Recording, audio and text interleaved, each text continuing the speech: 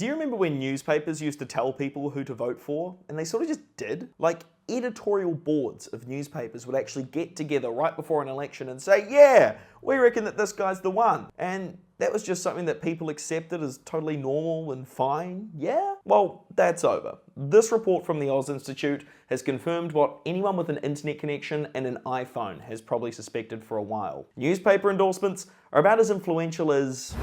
You're not saying anything, Tony. The report found in the last 2 elections, the majority of newspapers endorsed the losing party after decades of getting behind the winner. So we know the influence of the mainstream media is in decline, but now there's even more proof. The report's author says that parties no longer need legacy media's permission to win, creating a space for better, bolder politics. So what does he mean? Well, newspapers give an editorial endorsement on the eve of the election on who the paper thinks should win. The report maps out in this table, which shows that there's been a very clear trend for the last 30 years that the papers picked the winner until the last 2. This report clearly pissed off The Australian, a newspaper which published this editorial. But the problem with their counter-argument is that it makes no sense, and if anything, proves the analysis correct. At the beginning of the piece, Dennis here says that editorial endorsements used to matter when people read the paper. But then at the end, he says that they never really mattered at all. So what is it, Dennis? Did editorials matter when you were more relevant? And if they never mattered, then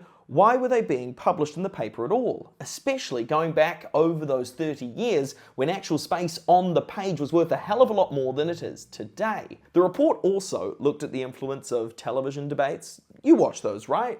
Right? And while those audience numbers are also quite low, I reckon the way that they're clipped up and uploaded on TikTok and Instagram might mean that they still have, some kind of value. But what the report really shows is that printed newspapers are no longer the kingmakers that they used to be. The public has moved on, politicians know it, the media knows it, but the influence hasn't disappeared, it's just moved. Newspaper endorsements might have mattered once, but now they're just to pad out pages between Harvey Norman ads and essays about woke culture destroying democracy.